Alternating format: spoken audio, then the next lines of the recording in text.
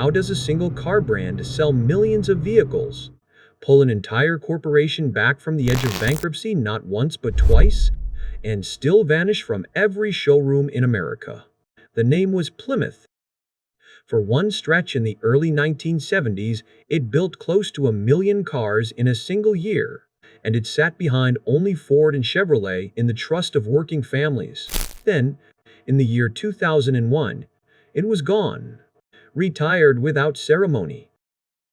Its dealerships handed quieter signs to hang.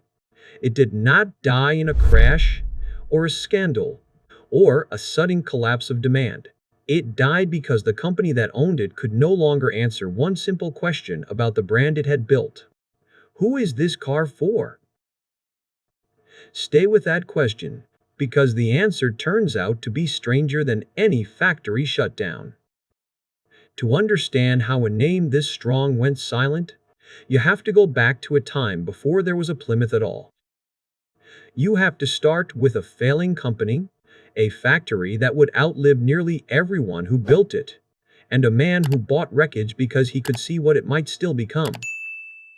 In the early 1900s, two men, an engineer named Jonathan Maxwell and a financier named Benjamin Briscoe, founded the Maxwell Company. For a while, it was one of the bright lights of the young American car industry. After a fire destroyed their plant in New York, they built something enormous in Newcastle, Indiana. When it opened in 1907, it was described as the largest automobile factory in the world. The Vice President of the United States came to dedicate it. That building would go on serving the company that eventually swallowed Maxwell for almost a century. When it was finally torn down in 2004, it was the oldest continuously operating car factory on Earth. Hold that image for a moment, because it matters to everything that follows. By the time it came down, generations of families in Newcastle had passed through those doors. A father stamping fenders, a son welding frames, a grandson running a press his grandfather had run before him. The plant was not just a place to clock in. It was the spine of a town, the thing that paid for the houses and the schools and the church on the corner. That is the part the balance sheets never recorded, and the part this story will keep coming back to. But by the early 1920s, Maxwell itself was finished. Poor management, aging products, a mountain of debt, and into that wreckage walked Walter Chrysler, a former machinist with the eye of a pragmatist. He had started his working life in a railroad shop, with grease under his fingernails, and he never fully lost the instincts of a man who built things with his hands. He did not want Maxwell for its name. He wanted the bones that were still good. The factories, the tooling, the men who knew how to build. He took control, restructured the whole operation, and in 1928 he introduced something new under his own roof, a low-priced brand called Plymouth. He unveiled it in the summer of 1928 at Madison Square Garden in New York, in front of the press and the public. The first one, the Model Q, was built on the four-cylinder chassis Chrysler had already reworked from the old Maxwell. Nothing exotic, a durable engine, easy to service, aimed squarely at the part of the market Ford and Chevrolet owned. The idea was simple. Give a working family more car for the same money, and put features on it that the cheap competition did not have. Hydraulic brakes when rivals still used mechanical ones. A solid steel body. The thinking was clear from the very first car. Plymouth would not try to be the cheapest thing on the lot. It would be the most car you could buy for honest money. Even the name was chosen for those families. The story goes that an executive named Joseph Fraser asked Walter Chrysler whether he had heard of Plymouth binder twine, the cheap, tough cord that every farmer in America wrapped around their hay. Chrysler had. Everyone had. And so, the card took the name of a rope, a name that meant reliable, affordable, and built to hold. The badge, told a grander story. It showed the Mayflower, the ship of the Pilgrims, an image stitched straight into the founding myth of the country. A rope for the farmer, a ship for the nation. From the first day, Plymouth carried both. There was one catch. Plymouth had no dealer network of its own. It was sold alongside Chrysler and Dodge in showrooms that belonged to other names. It saved money. It also meant that from birth, Plymouth lived in someone else's house. What happened next should not have been possible. The Great Depression arrived and gutted the car industry. Famous makers folded by the dozen, and Plymouth climbed. By the early 1930s, it had pushed past every independent rival and settled into third place in the entire country, behind only the two giants. While other companies shrank, Plymouth grew. Because in hard times a car that cost less and lasted longer was exactly what people wanted. In 1931 came the Model PA, and with it a piece of engineering that punched above its price. They called it floating power. Instead of bolting the engine rigidly to the frame, Plymouth mounted it on heavy rubber, letting it rock gently and keeping its shutter out of the cabin. The advertising line was perfect. The smoothness of an 8, the economy of a 4. For a buyer who had only ever known cheap cars that buzzed and rattled, it was a small revelation, an affordable car that felt, for the first time, almost refined. They stumbled too. In 1933, the Model PC used a wheelbase that was simply too short, and the press tore into its awkward stance and nervous handling. The response showed a rare flexibility. Plymouth quietly borrowed a longer chassis from Dodge, stretched the car out, and fixed the problem inside a single model year. A patch, but an honest one. The decade ended at a high. In 1939, Plymouth built more than 400,000 cars, an extraordinary figure for a country still climbing out of the worst slump it had ever known. In that year it offered something the rich had once kept to themselves. A convertible with a powered top, raised and lowered by the engine's own vacuum, no climbing out to wrestle with latches and folding frames. It was not a show car for a fair, though it sat at the World's Fair proudly enough. It was a real Plymouth, sold to the middle class, with luxury technology hidden inside a working family's budget. That was the whole promise of the brand, made solid in steel. Then America changed, and for a brief, bright moment, Plymouth was changing fastest of all. The 1950s turned cars into theater. Chrome, fins, color, spectacle. The country had won a war and built a suburb around every city, and a car in the driveway was no longer just transportation. It was a statement about who you had become. In 1955, Plymouth answered Chevrolet's Bel Air with the Belvedere, lower and longer than before. Two-tone paint along its flanks, with the option of a brand new V8 under the hood. Inside, it was built for a family. Wide bench seats, a bright painted dashboard, big round gauges a man could read at a glance on a long highway drive. Nothing about it felt like a Cadillac. It was never meant to. It was the car that let an ordinary working man tell himself, and tell his neighbors, that he had moved up in the world. In 1956 came the Fury, faster and bolder, with a larger V8 and a name that promised more than comfort. And in 1957, Plymouth dropped a design that made every rival look like it belonged to the past. They called it the forward look. Long, low, with soaring tail fins and glass that curved like water. The advertising slogan dared the whole industry. Suddenly, it's 1960. Buyers agreed. Plymouth built more than 726,000 cars that year, a record, and stood once again as one of the most important names in America. And right there, at the very peak, the rope began to fray. In the race to be lower, longer, and cheaper to build, Chrysler cut where customers could not yet see. Thinner steel, hurried assembly, almost no protection against rust. The factory had taken its bodywork in-house and lost something in the change. And so, after just a few hard winters, those beautiful forward-look Plymouths began to rot. Fenders bubbled. Floors gave way. The reputation for toughness that the brand had spent 30 years earning, the whole meaning of that rope, dissolved in a few seasons of road salt. The lesson would repeat, again and again, for the rest of the brand's life. Plymouth could reach the top. It could not always be trusted to stay built. It is worth being honest about who made that choice, because it was not the men on the line. The worker bolting a fender on in 1957 did not decide to skip the rust-proofing or thin the steel to hit a price.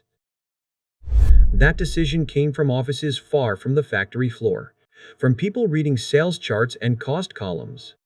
The same hands that had built the brand's reputation were now ordered to build the thing that would break it. They knew.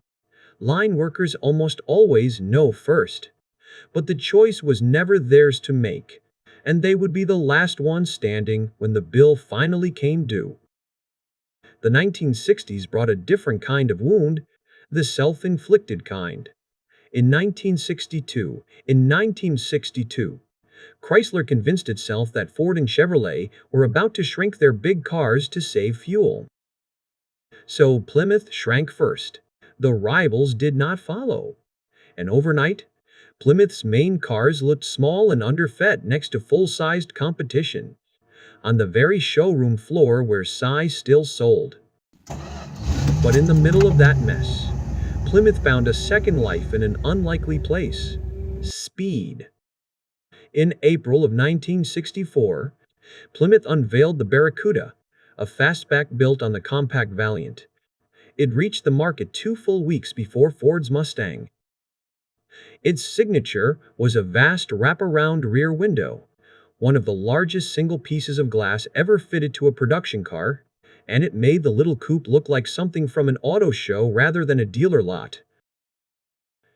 The Mustang would outsell it many times over, but Plymouth had gotten there first, and it had done it with a shape entirely its own. Then Plymouth learned to stop apologizing. In 1967, the GTX arrived, no longer a dressed-up family sedan, but a declaration. Under its flat hood sat a 440 cubic inch engine, with an even fiercer 426 Hemi for anyone who refused to compromise. In 1968 came the car that captured the whole idea in one stroke: the Roadrunner. The thinking was almost crude. Strip away everything that did not make the car go faster. No fancy chrome, no soft interior, no pretense. Just a big engine, a plain coupe, and a cartoon bird on the fender as a wink to anyone who understood. It was cheap. It was brutally quick, and young America loved it. There was even a sense of humor in it. The Roadrunner name and the cartoon bird were licensed from the studio that made the cartoon, and the horn was tuned to mimic the bird's call. A muscle car that winked at you. It worked because it was honest about what it was. No one pretended the Roadrunner was refined. It was a working man's rocket, priced so a young mechanic could actually afford one, and that was exactly the point. For a moment, the brand built on a farmer's rope had become the brand of American speed. For a few years, Plymouth was cool, but even here the old problem returned. The Barracuda came to share its underpinnings with the Dodge Challenger, and the two cars were simply too alike. Two badges, one company, fighting over the same buyer. The Dodge wore the bolder image, and it pulled the spotlight away. By 1974, the Barracuda was gone, and the muscle era closed behind it. It would not be the last time Plymouth lost a fight to a car wearing its own corporate cousin's badge. What actually kept Plymouth alive through these years was not glamour. It was the plain, dependable Valiant, a compact built to be fixed in a driveway, true to that old binder twine spirit. While the wider market wobbled, the Valiant and the cars built from it carried the brand on their backs. In 1973, Plymouth reached its all-time peak, around 973,000 cars in a single year. From the outside, it looked like strength. In truth, the brand was living on its past, on a handful of sturdy old designs, and not on anything new. In 1976, it bet everything new it had on a car called the Volare. On paper, it was progress. More modern lines, a quieter cabin, aerodynamics tested in a wind tunnel. It was meant to replace the beloved Valiant with something more polished. The reality was a disaster. The bodies rusted within their first year. Hoods could fly open at speed. Front suspension parts failed. Carburetors stalled in traffic and could not be cured. Between early 1976 and the spring of 1978, Chrysler was forced to issue 8 major safety recalls on these cars. The Volare did not just turn buyers away from Plymouth. It helped drag the entire Chrysler Corporation to the brink of collapse. While that car was destroying trust, a quieter pair of models was bringing in money. The Horizon and its twin, small front-wheel drive economy cars drawn from European designs. They carried none of the old American swagger. But after the oil shocks, swagger was not what people wanted. They wanted cheap, easy, and frugal, and that is what those little cars delivered. By the start of the 1980s, Chrysler had no room left for passion. It was nearly bankrupt. Days from running out of cash, kept breathing only by loan guarantees from the federal government, a rescue that was bitterly debated across the country. The man brought in to put out the fire had just been pushed out the door at Ford, and his name was Lee Iacocca. His philosophy was cold and clear. Build as few different cars as possible, build them on one shared set of parts, and sell as many of them as you can. Out of that thinking came the Plymouth Reliant, one of the original K cars. Light, front-wheel drive, frugal, and cheap to build. It was nobody's dream machine. It was a plain, upright, sensible box. But it was exactly the right car for a country still shaken by gas lines and a deep recession. It was named Motor Trend's Car of the Year for 1981, sharing the honor with its Dodge twin, and the platform underneath it would go on to sell well over 1 million vehicles.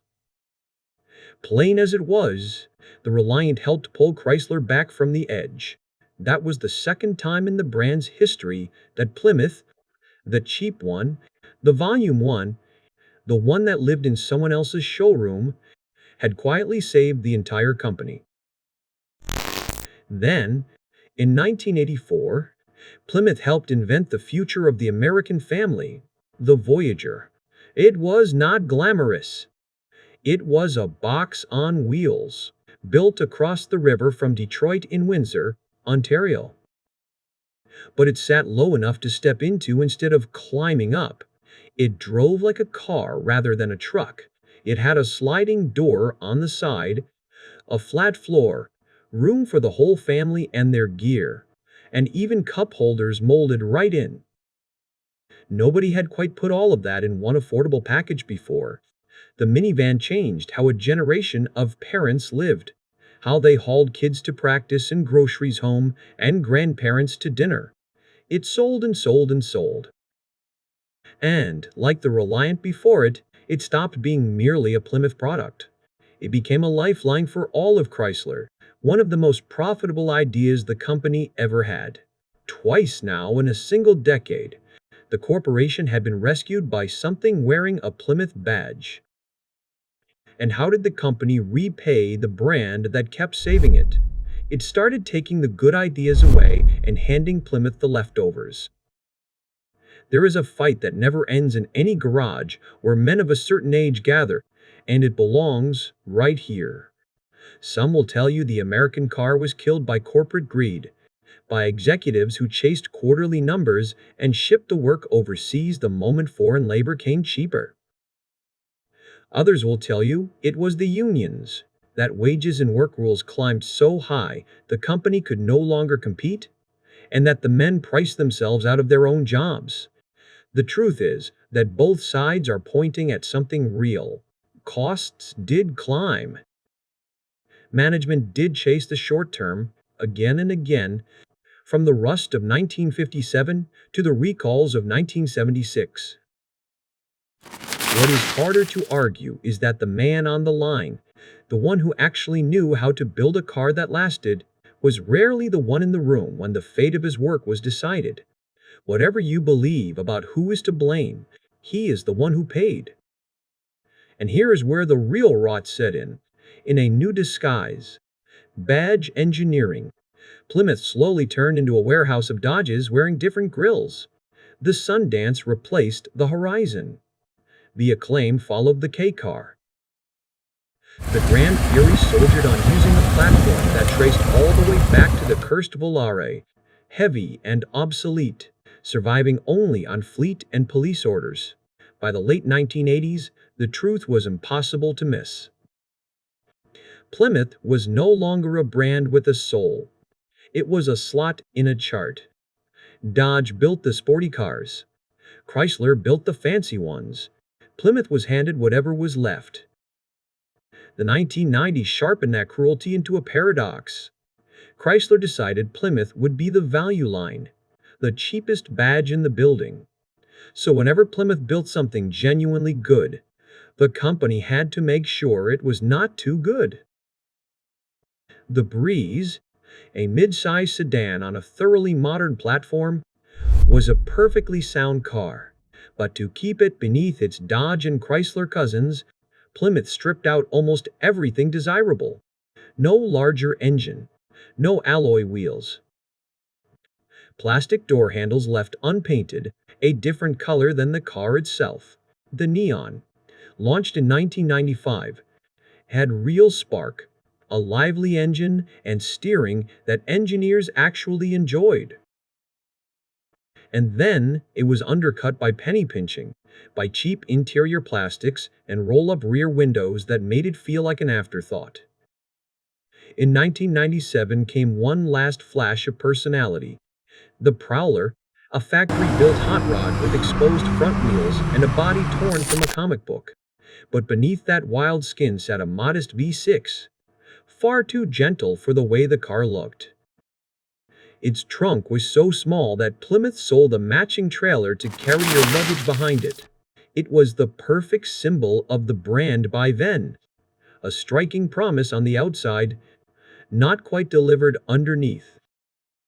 And then the cruelest cut of all, a retro-styled car was in development. Nostalgic and instantly likable. Exactly the kind of distinct identity Plymouth had been starving for. It was meant to launch as a Plymouth.